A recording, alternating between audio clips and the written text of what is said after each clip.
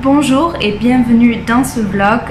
J'avais prévu de commencer de façon un peu mieux préparée, mais les événements de ma vie ont fait que je n'ai pas pu. Donc on va commencer comme ça. Je vais vous présenter le livre que je lirai cette semaine. Je ne sais pas si on voit bien. C'est donc Beauté fatale de Mona Chollet, qui est depuis très longtemps dans ma pile de livres à lire et qui est aussi dans ma pile de 20 livres pour 2020. Pardon, j'ai été surprise en flagrant délit de vlog. Oui, donc ce livre, je vous en parle très rapidement parce qu'il va falloir que j'y aille. Elle parle donc des normes de beauté et qui sont plus oppressantes que libérantes, elle dénonce ça. J'ai lu que l'intro et pour l'instant j'aime beaucoup le style très simple et en même temps, enfin je veux dire assez accessible et en même temps avec beaucoup, on sent la personnalité de l'autrice dedans, donc je pense que ça va me plaire et je continuerai le vlog plus tard. Bon, je suis rentrée et sur le quai j'attendais le train, je me suis fait draguer par quelqu'un qui travaillait là. Donc premièrement, à quoi tu t'attends? D'aller voir une fille que tu connais pas du tout et lui dire tu veux qu'on aille boire un café un jour? Ben non, clairement non. Et en plus de ça, quelque chose que je comprends pas qui m'est arrivé plusieurs fois, tu dis non et la personne te demande pourquoi. Le non devrait te suffire. Et en plus de ça, autre chose qui m'énerve aussi, c'est pourquoi la seule raison valable au non, c'est j'ai déjà quelqu'un. En fait non, ça devrait être suffisant et je ne sais même pas quelle est la morale de cette anecdote, mais c'est juste que ça me saoule parce que c'est pas la première fois que ça m'arrive et je trouve que c'est juste inacceptable en fait. Et après on va rejeter la faute sur toi. Ça m'est déjà arrivé aussi qu'on fasse des commentaires dans mon dos parce que je me suis énervée sur quelqu'un qui me draguait dans la rue, alors que franchement j'étais pas de bonne humeur ce jour-là, donc il vient de me draguer dans la rue en plus. Et encore, voilà, c'est ma faute, c'est moi qui suis pas gentille, etc. Donc autant aujourd'hui ça s'est pas mal terminé, mais il faut comprendre quand même que c'est... Même si la personne n'a pas forcément des mauvaises intentions, nous on se sent pas forcément en sécurité et on se sent pas forcément à l'aise quand ça arrive. Donc je ne sais pas quelle est la solution, mais voilà, j'ai envie de partager cette petite anecdote pour me soulager un petit peu. Hallo! Hallo! Ja, hallo!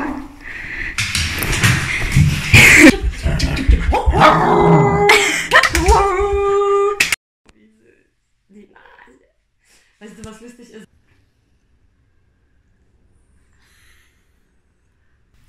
Je viens de rentrer chez moi, j'étais chez ma tandem, j'ai montré quelques vidéos de son chien qui est vraiment trop mignon.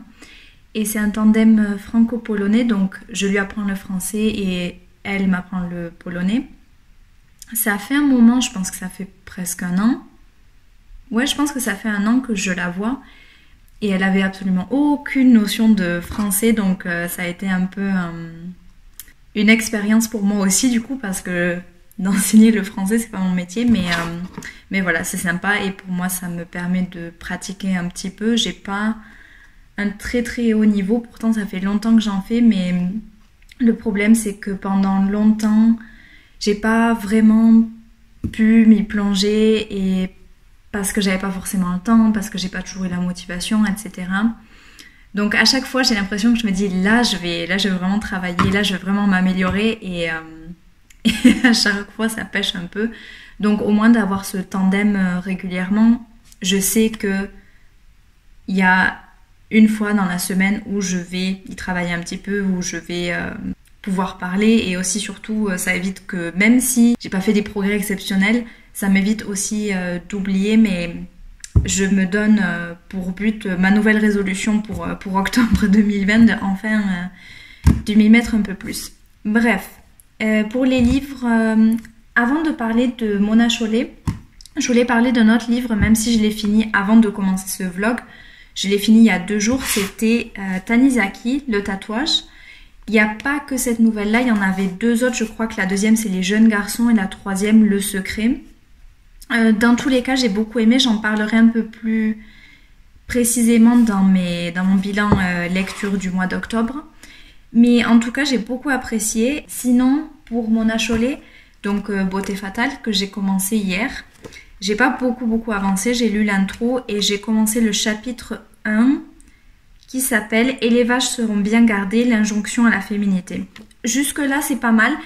Elle parle pas mal elle prend des exemples vraiment de la culture contemporaine, donc je trouve que c'est bien, on comprend bien ce qu'elle veut dire et ça nous permet vraiment de voir le lien parce que parfois, malheureusement, on a l'impression qu'on n'a pas plus besoin de féminisme, qu'on a tellement avancé que ça sert plus à rien, etc. Enfin, c'est des choses que j'entends souvent.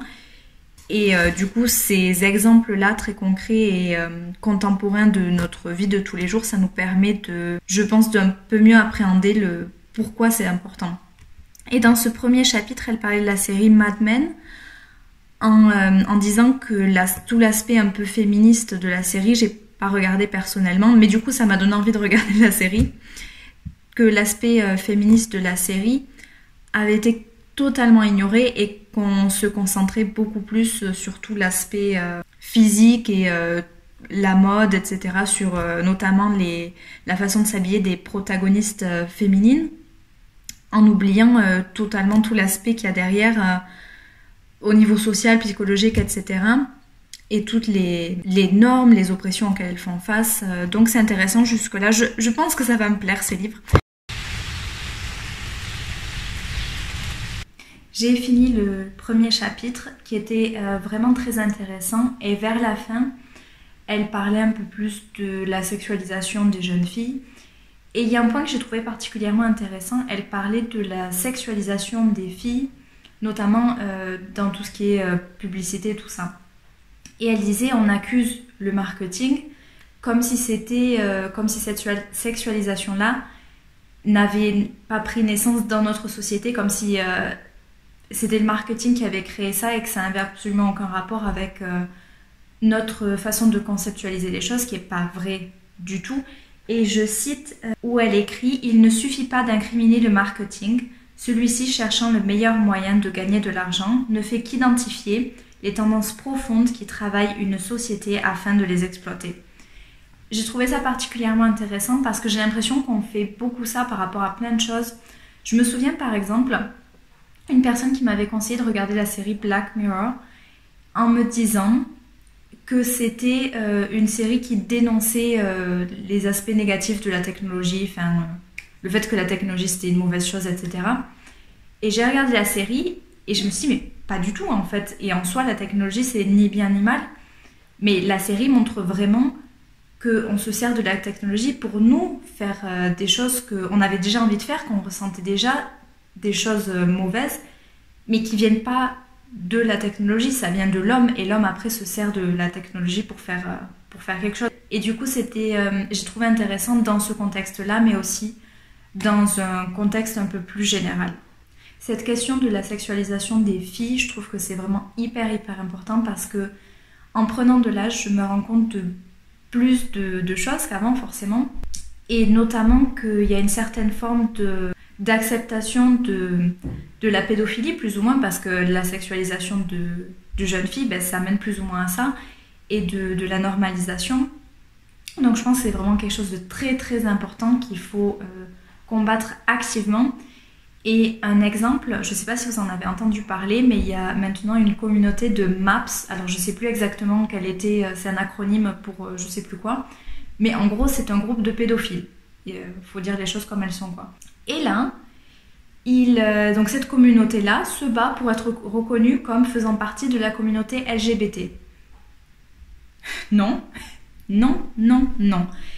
Et c'est par exemple ce genre de choses-là, oui, qu'il faut absolument combattre. Bon, bien sûr, là, c'est quand même quelque chose d'assez évident, mais il y a certaines personnes qui sont là en train de se dire « Ah bah oui, c'est une orientation sexuelle. » Non, il y a un moment, non, en fait, quand ton orientation sexuelle peut causer traumatisme chez la personne, une personne qui n'est en soi pas consentante, parce qu'un enfant n'est pas consentant, c'est pas une orientation sexuelle. Donc ce genre de choses, il faut vraiment y faire très attention, il faut se renseigner, en parler autour de soi et oui, éviter à tout prix cette cette banalisation de la pédophilie parce que c'est ce que c'est, et même dans certains petits détails, comme elle parlait par exemple dans le livre de la vente aux États-Unis de soutien-gorge rembourré ou de choses comme ça, même si ça peut paraître anodin entre guillemets, c'est vraiment quelque chose de tout à fait inapproprié pour des jeunes filles. Donc j'ai eu genre 2 pages, du chapitre 2, un héritage embarrassant, interlude sur l'ambivalence. J'espère le lire aujourd'hui, on verra. Mais il faudrait que je m'entraîne. Dimanche, donc c'est dans quelques jours, j'ai une représentation de danse avec mon groupe de danse.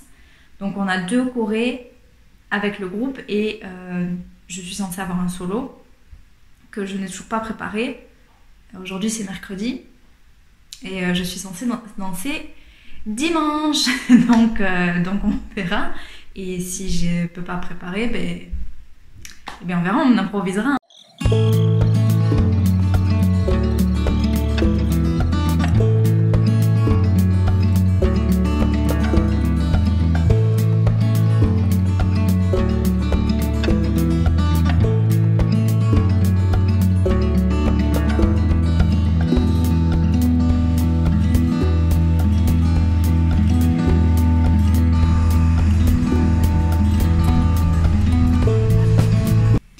Je viens de rentrer, j'étais au théâtre Gorky, il y avait une représentation, un truc contemporain de, je sais pas, on peut dire principalement de danse plutôt.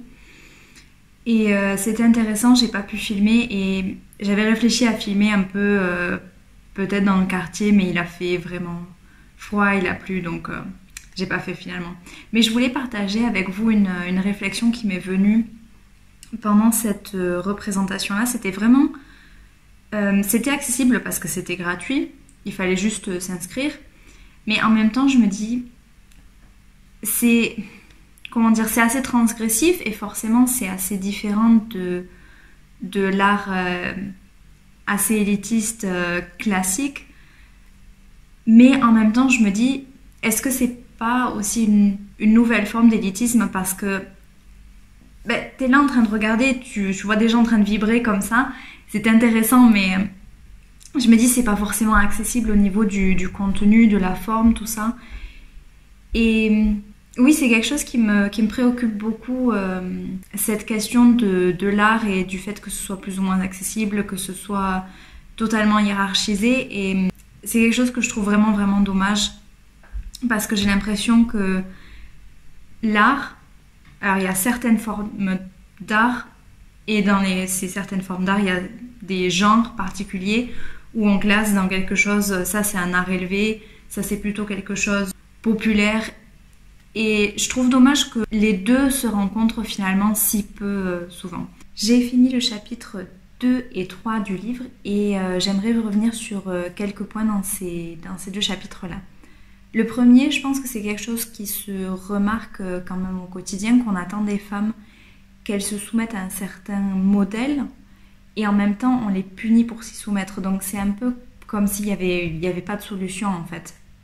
Et ce qui m'a particulièrement marqué, c'est que l'autrice nous dit, malgré tout, on a besoin d'une culture féminine pour contrer ce pouvoir, cette domination masculine. Elle y revient notamment dans le chapitre 3 où elle parle de la presse, où elle dit il y a beaucoup de choses à critiquer dans la presse féminine, mais en même temps le point positif c'est que la presse féminine représente les femmes, il y a des journalistes qui écrivent pour des femmes, etc. Donc c'est là quand même un point positif. Sinon j'ai trouvé aussi intéressant quand elle parle d'une forme de sacralisation vraiment de la mode et de notre société de consommation qui décrit l'achat d'un article de luxe comme un réel investissement alors que clairement ce n'est pas le cas.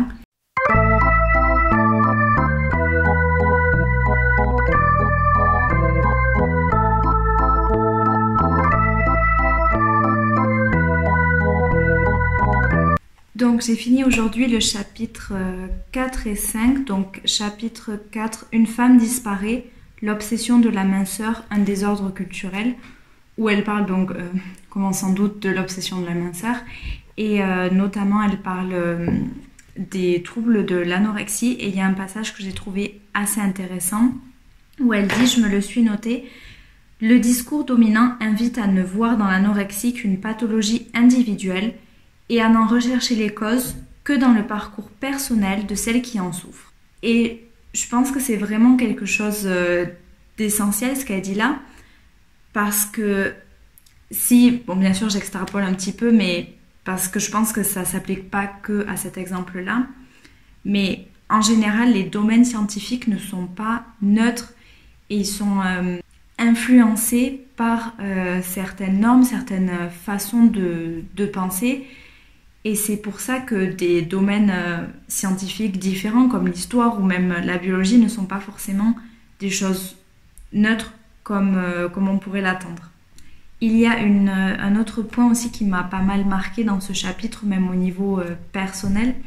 Elle parle notamment des mannequins en disant qu'elles répondent à certaines normes qui s'éloignent en fait des corps féminins plus traditionnels, enfin de certains aspects féminins. Et quelque chose qui m'a touchée personnellement, c'est notamment quand elle parle des hanches, parce qu'elle dit les mannequins ont souvent des hanches étroites et bon, ça se remarque facilement. Et je me souviens que quand j'étais plus jeune, c'était vraiment des modèles de beauté qu'on avait partout. Et quand j'ai commencé ma puberté, j'ai eu des hanches assez tôt qui sont plus développées que le reste de mon corps.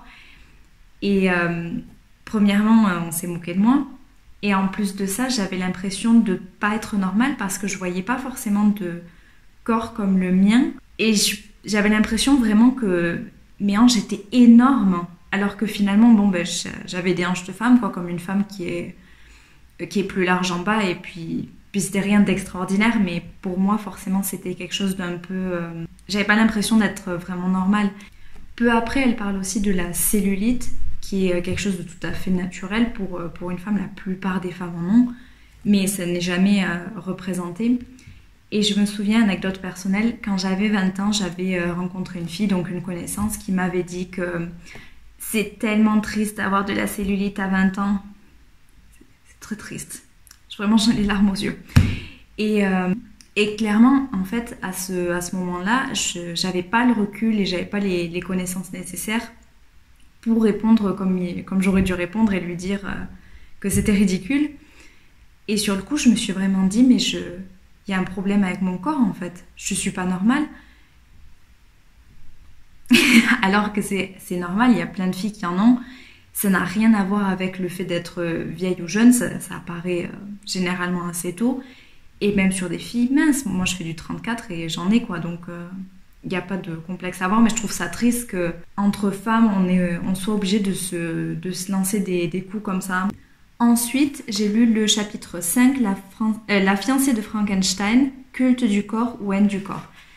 Elle parle en particulier dans ce chapitre de la chirurgie esthétique, de la distance qu'on a à son corps et du fait que le corps n'est plus vu comme une entité, mais plutôt comme un collage de membres qui n'appartiennent pas vraiment à une entité, comme je viens de le dire. Et elle parle notamment des effets néfastes dont on ne parle pas toujours, qui peuvent mener donc jusqu'à la mort. Et je trouve que c'est vraiment quelque chose dont il faut parler. Je suis pas, moi personnellement, je suis pas aussi catégorique sur le sujet qu'elle, mais je trouve que c'est vraiment très important d'en parler. Une chose négative que j'ai remarquée dans ce livre, enfin quelque chose qui m'a pas particulièrement plu à moi, c'est que, à mon sens, elle a parfois un ton assez condescendant envers d'autres femmes, et je trouve que c'est quand même vraiment dommage, vu que c'est un livre féministe qui est censé justement dénoncer les normes qui nous oppressent.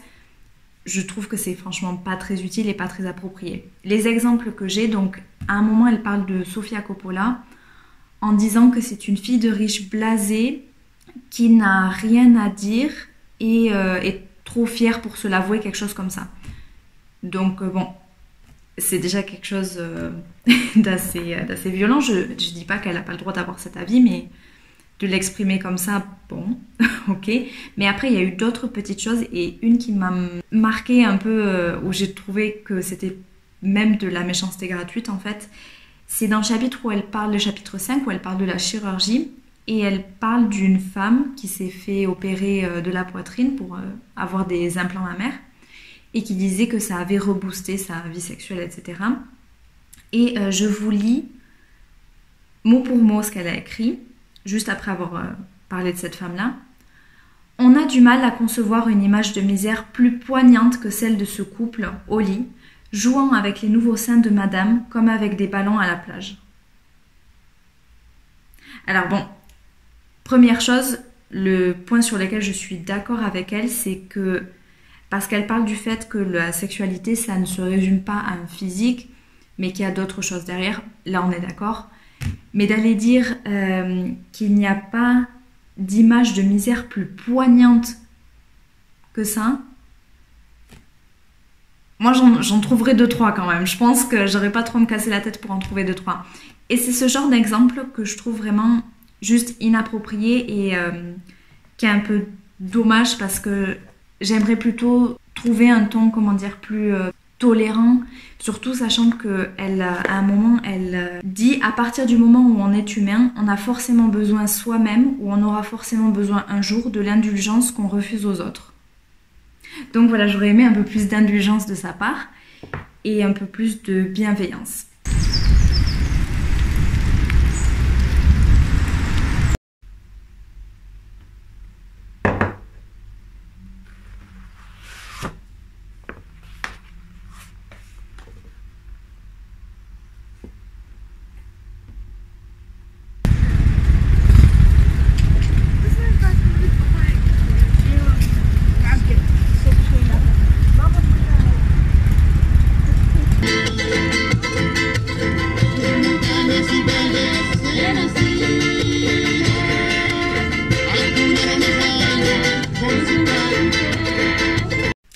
Avant de vous parler du chapitre 6 que j'ai lu aujourd'hui, j'aimerais vous parler de la série Little Fires Everywhere. Je vais pas y aller par 4 chemins, c'était super, j'ai adoré. En fait, d'un côté, j'ai rien à dire parce que j'ai trouvé ça vraiment tellement bien. Et d'un autre côté, j'ai tellement à dire parce que c'était tellement riche comme série. Et, bref, en tout cas, je peux que la conseiller. Et je me suis fait une réflexion en regardant cette série. Et je me dis, ça rentre un petit peu dans le thème du livre. Même si c'est pas les normes de beauté, c'est quand même des questions, disons, féminines.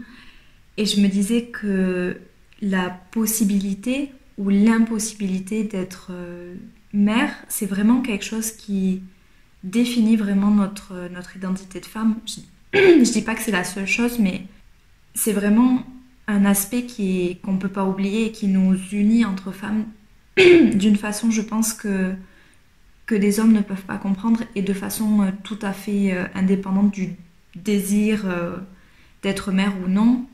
C'est vraiment quelque chose qui s'impose à nous et il y a une pression qui va dans un sens ou dans l'autre, pardon. Et je pense que plus jeune, je me disais non, j'ignorais un peu ça, j'avais pas vraiment cette idée qu'il y ait peut-être une identité féminine qui n'est pas innée évidemment, mais qui est en lien plus avec la société. Et je me rends compte que c'est pas seulement ça parce qu'il y a certains aspects, certaines réalités biologiques qui influencent aussi notre rapport au monde et à la société en tant que femme. Donc je sais pas ce que vous en pensez, j'ai pas une pensée très très aboutie sur ça, mais c'est une réflexion que je me suis faite aujourd'hui. Sinon, le livre, donc c'était le chapitre 6. Comment peut-on ne pas être blanche derrière les odes à la diversité? Donc ça parle bien sûr des idéaux de beauté qui représentent plutôt des personnes blanches. Et non seulement ça, mais aussi il y a dans l'industrie de la mode, de la beauté, tout ça, il y a une exploitation des cultures non occidentales et en même temps un rejet total de ces personnes non blanches.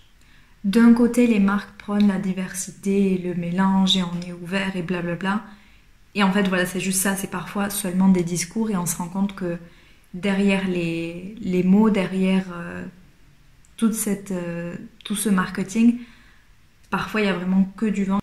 Nous sommes donc dimanche, c'est le jour de ma représentation et mon moral n'est pas au top parce que franchement, je suis un peu stressée parce que je me sens pas très sûre avec les chorés. J'ai pas vraiment pu me préparer comme j'aurais dû et comme j'aurais voulu. Mais bref, c'est dans quelques heures, donc on verra bien. Pour mon solo, j'ai pu préparer 1 minute 30 sur 4, donc 2 minutes 30 d'impro. On verra. De toute façon, j'ai plus vraiment le temps de me poser des questions. Voilà, donc j'ai fini de me préparer. Voilà mon maquillage. Ça se voit pas quand j'ai les yeux ouverts, mais si je ferme, j'ai fait un gros pâté d'eyeliner là. Au moins quand j'ai les yeux ouverts, ça se voit pas. Et de loin, ça se verra pas non plus, j'espère. Bref, voilà. Espérons aussi qu'entre-temps, mes cheveux auront fini de jouer à défier la gravité. Et du coup, on y va.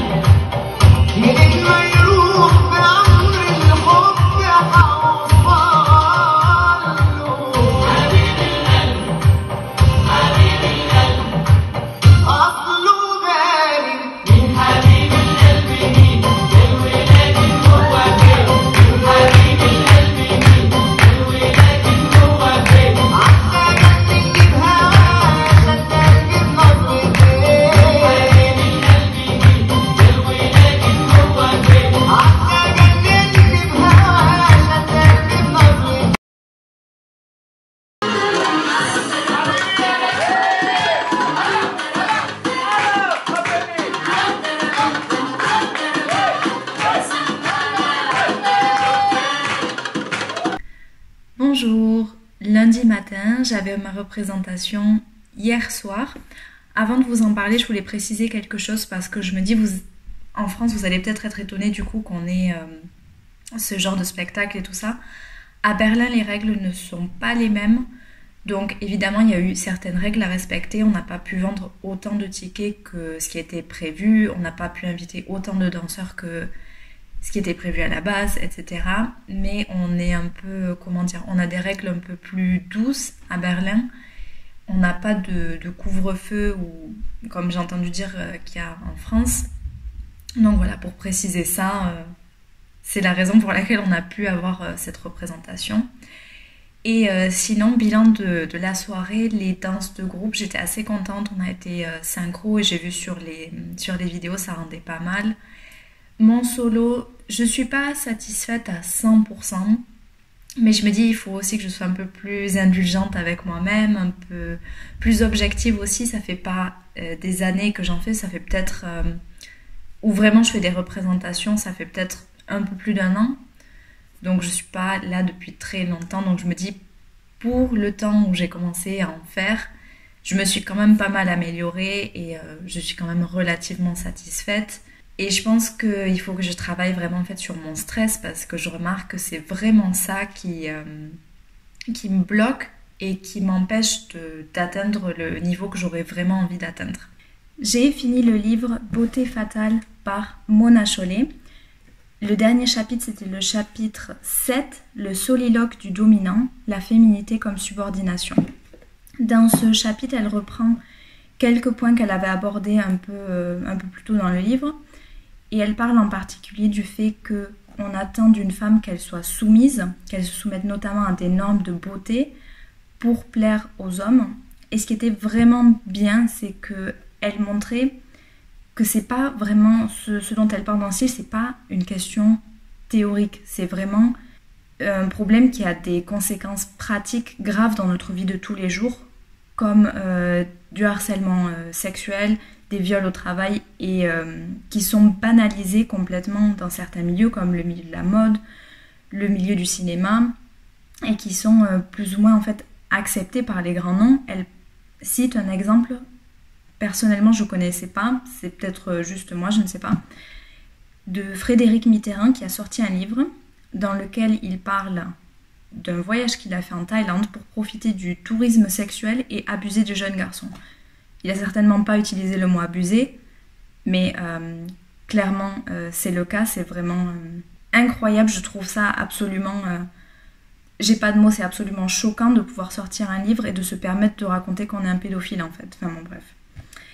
Tout ça pour dire que je vous conseille vraiment ce livre, même si j'ai pas été d'accord à chaque petit détail de tout le livre. J'ai quand même trouvé que c'était vraiment très intéressant, que c'était très bien construit, que les arguments étaient clairs et vraiment je vois pas trop ce qu'il y a à critiquer dans la logique du livre. C'est vraiment quelque chose à lire qui est très très important et je pense qu'il est toujours d'actualité, qui est toujours très important aujourd'hui, même si certaines personnes disent qu'on a atteint l'égalité, etc. C'est pas le cas et ce livre-là le démontre. Et si vous n'avez pas l'habitude de lire ce genre de livre, donc si vous avez plutôt l'habitude de lire de la fiction, etc., n'ayez pas peur, c'est un livre que j'ai trouvé quand même relativement accessible, dans le sens où c'est pas une langue très compliquée, les exemples sont donnés de façon claire, donc c'est quand même accessible comme livre. Donc, avec mon avis final se termine le vlog, j'espère que ça vous aura plu et je vous dis à une prochaine vidéo.